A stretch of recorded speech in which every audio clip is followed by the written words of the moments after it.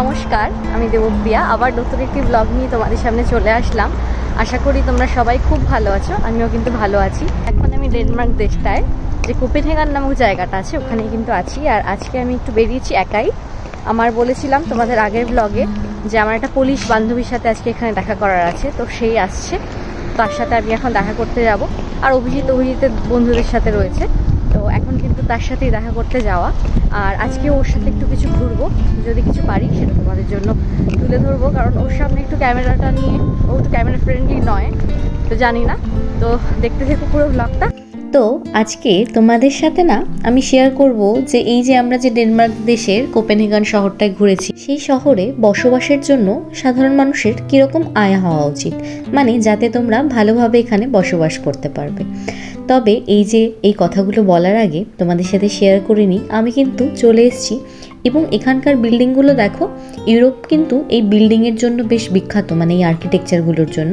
এবং ইউরোপের না এক একটা দেশের এক এক রকম বিল্ডিং, তো এইখানেও কিন্তু খুব সুন্দর স্ট্রাকচারগুলো। তো এই যে আমার বান্ধবী একটু করে ভিডিও নিতে পেরেছি, ও কিন্তু চলে এসেছে এবং ও কিন্তু পোল্যান্ডের, জানো। পোল্যান্ড যদিও আমাদের এখনও ঘোরা হয়নি, তবে ইচ্ছে আছে পোল্যান্ডে গেলে কিন্তু ওর বাড়িতেও যাব এবং ওর সাথেই ঘুরবো। তো ও আর আমি এবার এই যে সুন্দর একটা অপূর্ব সমুদ্র, এখানে চলে এসেছি। কারণ ও আর আমি না পুরোটা কিন্তু হেঁটে হেঁটে ঘুরেছি, কারণ ও ভীষণ শরীর সচেতন এবং হাঁটা দৌড় এগুলোর মধ্যেই থাকে। তো আমি ওর সাথে সাথে যখন ঘুরি তখন বেশ হেঁটে হেঁটেই অনেকটা কভার করি। তো আজকে কিন্তু ও আর আমি মিলে এই সমুদ্রের ধারেই বেশিরভাগ ছিলাম, এখানে হেঁটেছি, সুন্দর সুন্দর ভিউ দেখেছি। এবং এই যে দেখো অপূর্ব সব স্কাল্পচার, এগুলোও কিন্তু বেশ দেখার মতো, জানো। তো এইটা বেশ অন্যরকম লেগেছে আমার এই জায়গাটা, তাই জন্য তোমাদের জন্য কিছু ভিডিওর মাধ্যমে তুলে ধরার চেষ্টা করেছি। তো যেটা তোমাদের বলছিলাম, এই অপূর্ব সিনিক বিউটিগুলো দেখার সাথে সাথে এই যে দেখো সেইলিং হয় এখানে, অপূর্ব এই দৃশ্যটা এত ভালো লেগেছে, আমি সাথে সাথে কিন্তু তোমাদের জন্য ক্যাপচার করে নিয়েছি। তো যেটা বলছিলাম যে এই দেশে এই যে বিশেষত এই যে শহরটা, এটা তো একটা রাজধানী ডেনমার্কের, তো এখানে থাকার জন্য খরচা কীরকম। আসলে থাকার জন্য খরচা কীরকম সেটা জানার আগেও এখানে জানা দরকার যে এই দেশে যদি তোমরা বসবাস করতে চাও তাহলে একটা মিনিমাম স্যালারি কিন্তু তোমাদের রাখতেই হবে। এবং এই দেশে কিন্তু ট্যাক্স প্রচুর হাই, তো তাই জন্য স্যালারি এরকমভাবেই চুজ করা উচিত যে আফটার ট্যাক্সও যেন হাতে বেশ কিছুটা থাকে টাকা। দেখো কথা বলতে বলতে আমরা কিন্তু সমুদ্রটা ঘুরে তারপর এখানে না এরকম অনেক খাওয়ার স্টল ছিল। এই জায়গাটা বেশ এরকম একটা ফুড হাবের মতো। তো এখান থেকে কিন্তু আমি আর আমার বন্ধুটা অর্ডার করেছিলাম। আমি করেছিলাম এরকম একটা চিংড়ি মাছের আইটেম, এটা খুব সম্ভবত কোরিয়ান একটা ডিশ ছিল। আর আমার বান্ধবীটা কিন্তু অন্য একটা আইটেম অর্ডার করেছিল। তারপর না আমরা দুজন এই যে সমুদ্রের ধার, এখানে বসে কিন্তু আমরা এনজয় করেছি। আর এই সময়টা এত সুন্দর কাটিয়েছি আমরা। আর শুধু আমরা না, কিন্তু দেখো আমাদের পাশে অনেকে বসে আছে, কেউ কেউ সেলিংও করছে, কেউ কেউ বোটে চড়ছে। তারপর আমরা দুজন এনজয় করেছি। তারপর কিন্তু অভিজিৎ আমার সাথে জয়েন করেছিল এবং ওই বান্ধবীটার সাথেও কিন্তু আমি বেশ অনেকটা সময় আছে কাটিয়েছি। তারপরে অভিজিতের সাথে না আমরা আজকে এখানে নাইহেভেন বলে একটা বিখ্যাত জায়গা আছে, সেখানেও ওই ক্যানেল ট্যুর হয়, পুরো একদম ক্যানেলের মধ্য দিয়ে আমরা ট্যুর করেছি। আর আমরা কিন্তু এখানে মেট্রো করেই পৌঁছেছিলাম। আর এই জায়গাটা একটা খুব সুন্দর প্লাজার মতো ছিল। তো এবার আমরা যাচ্ছি নাইহেভেনে ট্যুর করব বলে। ওই দেখো বাদিকে যে রং বেরঙের বাড়িগুলো দেখতে পাচ্ছ, এটা হচ্ছে এখানকার বিখ্যাত কিন্তু। তো এটাকেই বলে নাইহেভেন। আর এখানে বাচ্চারা খেলছিল, বাচ্চারা কিন্তু এখানে এরকম সুন্দর সুন্দর খেলার জিনিস থাকলেই বেশ দেখি খেলতে নেমে পড়ে। তো তারপরে এই যে আমরা চলে এসেছি এবং এই নাইহেভেনে যে পুরো ক্যানেল ট্যুরটা হবে না, এটার জন্য একটা টিকিট পাওয়া যায় এখানে, জানো। আর এই জায়গাটায় কিন্তু বেশ ভিড় হয়, মানে অনেকেই দেখি এই যে ক্যানেল ট্যুরটা করে। এবং আমি বলবো যারা কেউ যদি কখনো কোপেনহেগান আসো, এই ক্যানেল ট্যুরটা কিন্তু সত্যি মাস্ট। আমাদের কাছে এটা একটা অদ্ভুত অনুভূতি ছিল এবং তোমাদের জন্য কিন্তু বেশ অনেকটাই ভিডিও করেছি। এবার হচ্ছে এই যে জায়গাটা দেখালাম, এখানে যে ক্যানেলটা দেখা যাচ্ছে, এই ক্যানেলটার উপর একটা ট্যুর হয়, সেটার একটা টিকিট আছে। তো সেই টিকিটটা খুব সম্ভবত অভিজিৎ কাটতে গেছে, এই যে এখানে লাইনটা, তো কাটা হয়ে গেলে টিকিটটা তোমাদের দেখাচ্ছি। আর এই যে দেখো সবাই বোট করে কিন্তু ঘুরছে, এটা একটা ক্যানেল ট্যুর বলে, তো সেটাকেই এখন করতে যাব আমি আর অভিজিৎ চলেছি। তো এবার অভিজিতের টিকিট কাটা হয়ে গেলে আমরা ক্যানেল ট্যুর করতে যাব। তো চলো, যেটা বলছিলাম যে এই যে কোপেনহেগানে বসবাস করতে গেলে একটা অ্যাভারেজ স্যালারি কিন্তু দরকার। আর আমাদের টিকিট কিন্তু এখানে 338 ক্রোনারের মতো হয়েছিল। তো যেটা বলছিলাম, এখানে স্যালারি কিন্তু প্রায় ওই 40,000 ক্রোনার আর কি, বা ডিকেকে যেটাই বলা যেতে পারে, মানে হচ্ছে ইন্ডিয়ান টাকায় সেটা প্রায় 3,29,000 টাকার মতো। এরকম যদি তুমি স্যালারি তোমার প্রতি মাসে হয় তবেই কিন্তু তুমি এই জায়গাটায় সুষ্ঠুভাবে বসবাস করতে পারবে। আর যেটা বললাম যে এই 3,30,000 টাকা যে অ্যাভারেজ একটা স্যালারি আছে সেটা কিন্তু মানে বিফোর ট্যাক্স। আফটার ট্যাক্স মানে এখান থেকে প্রচুর ট্যাক্স কাটে এরা, তো ট্যাক্স যদি কেটে যেটা তোমার হাতে থাকবে সেটা প্রায় ওই 26,000 ক্রোনারের মতো, মানে ইন্ডিয়ান টাকায় ধরো প্রায় 2,14,000-এর মতো। মানে ভাবো তুমি 3.5 লক্ষর মতো ইনকাম করছো, আর সেখানে কিন্তু তুমি আফটার ট্যাক্স ডিডাকশন হাতে পাচ্ছ 2,14,000। তো ট্যাক্স রেট এখানে ভয়ঙ্কর হাই। তো দেখো যাই হোক, এই যে আমরা কিন্তু তারপর ক্যানেল ট্যুরটা স্টার্ট করে দিয়েছি এবং তোমরা দেখলেই আমি আঙ্গুল দিয়ে দেখিয়েছিলাম ওটাই নাই হেভেন।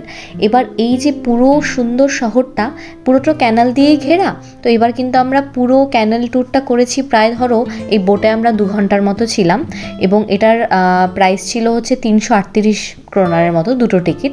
তো সেটাই ইন্ডিয়ান টাকায় কনভার্ট করলে ওই 2700 টাকার কাছাকাছি পড়ে।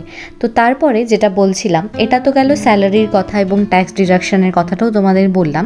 এবার হচ্ছে ধরো অ্যাভারেজ যদি তোমার পরিবারে 4 জন হয় সেক্ষেত্রে মাসিক খরচা ওই ধরো প্রায় 45,000 টাকার মতো লাগবে। মানে সেটার মধ্যে কিন্তু সব কিছু ইনক্লুডেড থাকবে, খাওয়া, শপিং, মাঝে মাঝে রেস্টুরেন্টে যাওয়া, সব কিছুই। এটা একটা অ্যাভারেজ আমি বলছি খরচা। তবে ঘর ভাড়া সহ সেটা হয়ে যাবে অনেকটা। আর এই শহরে না যদি তুমি সিটি সেন্টারের ভেতরে ঘর ভাড়া নাও একরকম, আবার সিটির বাইরে একটু নিলে একটু কম।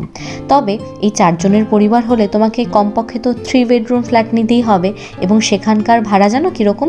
যদি সেটা সেন্টারের ভেতর হয় সেটার ভাড়া প্রায় 1,80,000-এর মতো, এবং সেন্টারের একটু বাইরে হলে সেটাও কিন্তু বেশ কস্টলি, প্রায় 1,23,000-এর মতো।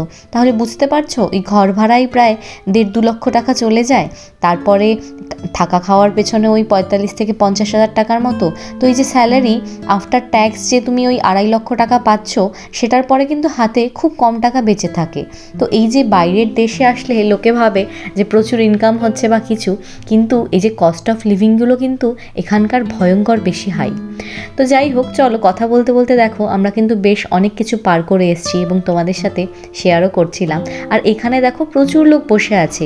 আসলে এই শহরটা যেহেতু ক্যানেল ঘেরা, এই ক্যানেলের সাইডগুলোকে না এরা খুব আনন্দ সহকারে মানে ব্যবহার করে। সেটা বসে থাকাই বলো, সেটা বন্ধুদের সাথে আড্ডা দেওয়াই বলো, সেটাই নৌকো চড়াই বলো, এবং এখানে কিন্তু কিছু কিছু প্রাইভেট বোটও আছে। তো দেখো তারপরে না এই যে ক্যানেল ট্যুরটার একটা বিখ্যাত দিক কি, এখানে এই শহরে যা যা বিখ্যাত দিক আছে এরা কিন্তু এভাবে দেখাতে থাকে। এবং তোমরা হয়তো খেয়াল করেছো আমাদের বোটে একজন লেডি ছিলেন, তিনি কিন্তু আমাদের ওই যে দেখো উনি আমাদের ট্যুর গাইড ছিলেন। মানে প্রতিটা জায়গা যাচ্ছিল, প্রতিটা বিল্ডিংয়ের সামনে দিয়ে, যখন স্পেশাল বিল্ডিংগুলোর সামনে দিয়ে যাচ্ছিল উনি কিন্তু সেগুলোর হিস্ট্রি আমাদের বর্ণনা করে দিচ্ছিলেন। তারপর এখানে দেখো অপূর্ব একটা ব্রিজ, এই ব্রিজটা খুব সম্ভবত এটাকে বলে কিসিং ব্রিজ, মানে দুটো ব্রিজ একসাথে জোড়া লেগেছে, তো এটার নাম ওরা ওইভাবে কিসিং ব্রিজ দিয়েছে। এরকম খুব সুন্দর সুন্দর দর্শনীয় স্থান ছিল, এবং প্রতিটা দর্শনীয় স্থানের পেছনেই কিন্তু অনেক হিস্ট্রি আছে। এই যে এই লেডি যিনি ছিলেন উনি হচ্ছে আমাদের ওই কাইন্ড অফ ট্যুর গাইডই বলা যেতে পারে, তো উনি কিন্তু বলছিলেন। তারপর দেখো এটা একটা অদ্ভুত বিল্ডিং। এই যে ডেনমার্ক দেশে না জল কিন্তু খুব ভালো, মানে এরা ট্যাপ ওয়াটারই ড্রিঙ্ক করে, তো ভীষণ স্বচ্ছ জল। তবে এই যে ঘরটা দেখলে এটা হচ্ছে আগে এখানে জল সঞ্চয় করে রাখা হতো। মানে ডেনমার্ক দেশে নাকি আগে জল খুবই আর কি বাজে ছিল, মানে এই জল এরা খেতে পারতো না, এরা নাকি জলের জায়গায় বিয়ার খেত। তো ইনি বলছিলেন, এই যে লেডি ছিলেন তিনি। তো তারপরে কিন্তু ওই এখানে জল সঞ্চয় করে রেখে তারপর এখান থেকে পরিশুদ্ধ করে তারপরে শহরে জল দেওয়া হতো। তো এরকম অনেক স্টোরি কিন্তু শেয়ার করেছে। তারপর না আমাদের ক্যানেল ঘোরা হয়ে গেলে আমরা এখানে একটা ছোট্ট ক্যাফেতে এসেছিলাম, এখানে ওই ক্যারট কেক আর কফি খেয়েছিলাম। আর এখানকার ডেজার্টগুলো এত টেস্টি হয়, তো আমরা কিন্তু মানে আমি তো মিষ্টি খুবই ভালোবাসি, এবং অভিজিৎ মিষ্টি খুব একটা ভালো না বাসলেও আমার জন্য মাঝে মাঝে কিন্তু ওকে খেতে হয়। তো কফিটা ও অ্যাকচুয়ালি নিয়েছিল, আর আমি কিন্তু এখান থেকেই কেকটাই খেয়েছিলাম। তো হয়ে গেল ক্যানেল ট্যুর। এখন হচ্ছে আমরা এপারে চলে এসেছি, এবার এখন 6টার মতো বাজে বিকেল। তো এরপরে বাড়ি চলে যাব, আর অভিজিতের আজকে ডিনার আছে ওর কনফারেন্সের ওই বন্ধুদের সাথে, তো ওর ডিনারে যাবে, আর আমি ওর সাথে এখন বাড়ি যাচ্ছি কারণ ও একটু ফ্রেশ হবে। তারপর ডিনারের জন্য বেরিয়ে যাবে। আর বাড়ি যেতে আমাদের এখন প্রায় আধা ঘন্টার মতো লাগবে। তারপর তো রাত্রিবেলা অভিজিৎ ওর বন্ধুদের সাথে চলে গেছিলো। তারপর মনে হলো আমিও কেন না একটু বেরিয়ে আসি, এবং আমি কিন্তু চলে এসেছিলাম আবার এরকম একটা অপূর্ব জায়গায় ক্যানেলের ধারে। এবং রাত্রিবেলা এর এক অপূর্ব সৌন্দর্য, মানে লাইটগুলো জলে চারিদিকে এবং জলের যে একটা অপূর্ব দৃশ্য, এটা কিন্তু সবসময় আমি খুব এনজয় করি। এবং সত্যি কথা বলতে এই জন্যই হয়তো এই জায়গাটা আমার এত মনের কাছাকাছি হয়ে গেছে। তারপরে অভিজিৎ আবার কিন্তু আমার সাথে জয়েন করেছে, কারণ রাত্রিবেলা আমরা কিছু খেয়ে একবারে ঢুকবো জন্য। তো আমরা না এখানে এই 7-Eleven বলে একটা শপ আছে, এখান থেকে এমনি একটা স্ন্যাক্স নিয়ে নিয়েছিলাম দুজনের জন্য দুটো।